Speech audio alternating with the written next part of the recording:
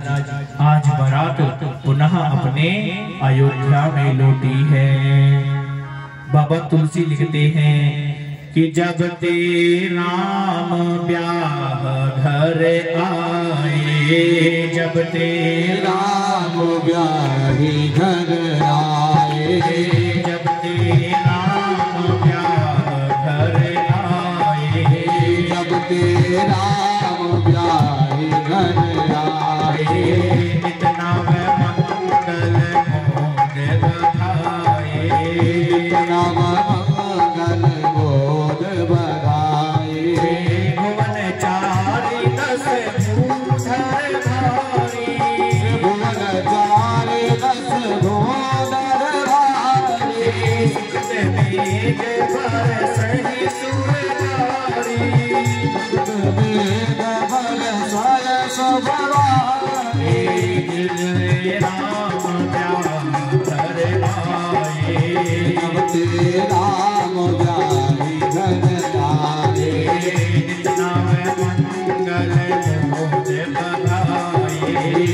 नव मंगल मोद बधाए। महाराज, जिस दिन से राघव जी और मैया सीता अयोध्या में आए हैं, उस दिन से अयोध्या में आनंद ही आनंद बरस रहा है, मंगल ही मंगल बरस रहा है। एक दिन मैया कैकेयी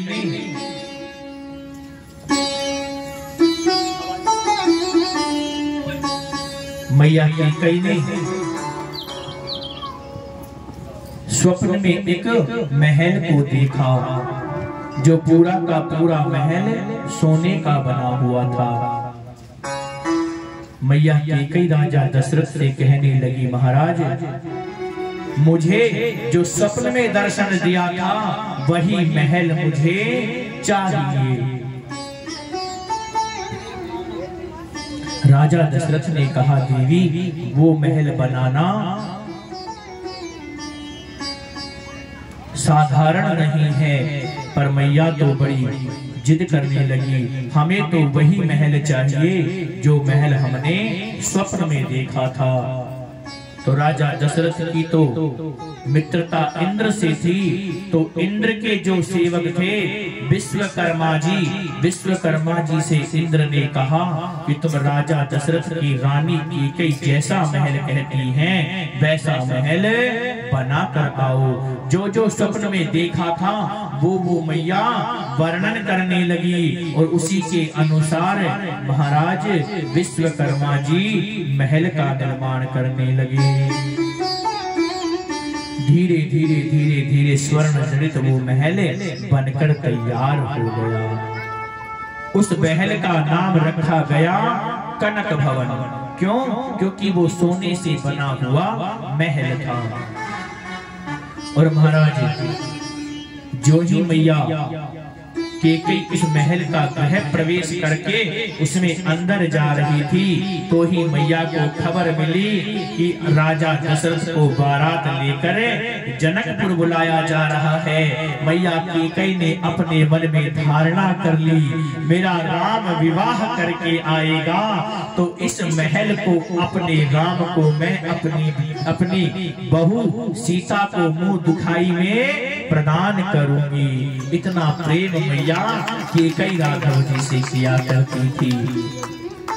मेरे राम का विवाह है, एक एक अंग मैया का रोमांचित होने लगा। और महाराज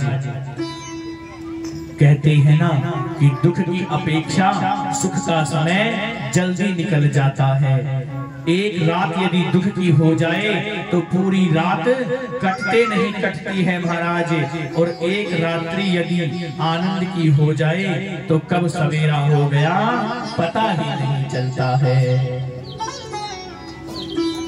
महाराज, अयोध्या में आनंद किस प्रकार चला गया पता ही नहीं चला।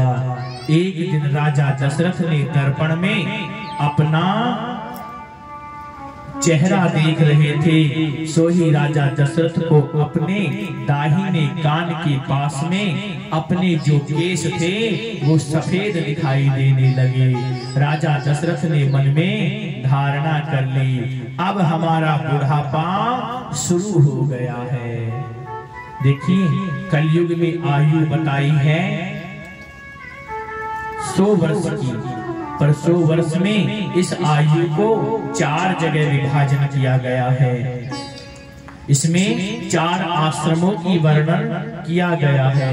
सबसे पहले बोले ब्रह्मचर्य आश्रम, जब तक 25 वर्ष के रहते हैं तब तक हमें ब्रह्मचर्य आश्रम का पालन करना चाहिए। 25 से लेके 50 वर्ष की आयु तक गृहस्थ आश्रम में रहना चाहिए और 25 से 50 से लेके 75 तक की आयु में वानप्रस्थ आश्रम में रहना चाहिए और 75 से लेके 100 वर्ष की आयु तक हमें संन्यास आश्रम में रहना चाहिए। पर महाराज अब तो जो आज की तो जनरेशन क्या है, जो बुढ़ापा बन रहा है तो लालसा और बढ़ती जा रही है। किसी से कहो बाबा भजन करने चलोगे, बोले महाराज अभी बेटे की ब्याह की जिम्मेदारी है, ये पूरी हो जाए तो फिर चलेंगे। जब बेटे का ब्याह हो जाता है बाबा अब चलें, बोले नहीं अभी पोता पोती हो जाए फिर उसके बाद चलते हैं। पोता पोती भी हो गए, बाबा अब चले, बोले महाराज कुछ समय और रुक जाओ, पोता पोतियों के भी यदि विवाह देख लें तो और आनंद हो जाएगा। उनका भी विवाह हो गया, फिर कहें बाबा अब, बोले महाराज बड़ पोते का यदि मुंह देख लूंगा तो फिर सोने की सीढ़ी पे चढ़ जाऊंगा, इनका और चेहरा देख लेने दो। हमने कहा बाबा पड़पोते का मुंह देखकर सोने की सीढ़ी चढ़े या ना चढ़े, भगवान के यहाँ तेरा समय पूरा हो गया, अब तो वहाँ चढ़ाई करनी ही करनी पड़ेगी। पर महाराज दशरथ तो ज्ञानी हैं, दशरथ ने देख लिया अब हमारा चौथापन शुरू हो गया है। तो महाराज गुरु वशिष्ठ के सामने जाते हैं। गुरुदेव हमें लगता है कि सारी प्रजा राम को बहुत प्रेम करने लगी है, पूरा का पूरा अयोध्या का वातावरण राममय हो चुका है। हमें शुभ मुहूर्त देखकर राम को अवध के युवराज के रूप में घोषित कर देना चाहिए। जैसे ही कहा कि राम को युवराज बना देंगे, गुरु वशिष्ठ तो खिलकर एकदम से गदगद हो गए। मेरा शिष्य आज अवध के सिंहासन पर बैठेगा, अपने भाग्य की सराहना करने लगे। अरे भगवान तूने कितना बड़ा सौभाग्य दिया है, जो मेरे द्वारा पढ़ाया हुआ मेरा नन्हा सा शिष्य आज इस अयोध्या का नरेश बन जाएगा। राघव जी भी कहते हैं, ओ सत्य गुरु तुम्हारे प्यार ने जीना सिखा दिया है, सत्य गुरु तुम्हारे प्यार ने जीना सिखा दिया है। बाबा तुम्हारे प्यार ने जीना सिखा दिया है, बाबा तुम्हारे प्यार ने जीना सिखा दिया है। बाबा तुम्हारे प्यार ने जीना सिखा दिया है, ओ बाबा तुम्हारे प्यार ने जीना सिखा दिया है। भक्ति का जाम आपने, भक्ति का जाम आपने, भक्ति का जाम आपने, भक्ति का जाम आपने ऐसा पिला दिया है। तुम्हारे प्यार ने जीना सिखा दिया है। बाबा तुम्हारे प्यार ने जीना सिखा दिया है, बाबा तुम्हारे प्यार ने जीना सिखा दिया है।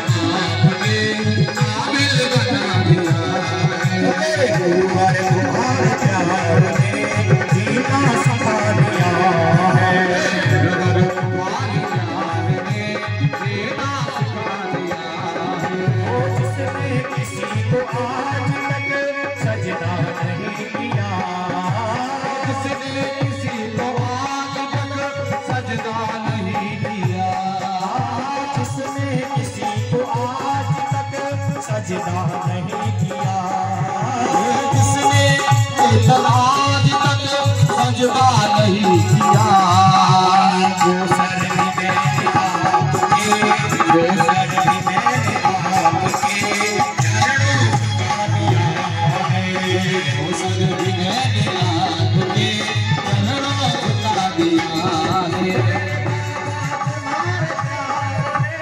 जीना सिखा दिया है, बाबा तुम्हारे प्यार में जीना सिखा दिया है। भक्ति का जाम आपने ऐसा पिला दिया है, भक्ति का जाम आपने ऐसा पिला दिया है। मेरे सतगुरु तुम्हारे प्यार में जीना सिखा दिया है, सतगुरु तुम्हारे प्यार ने जीना सिखा दिया है। जीना सिखा दिया है।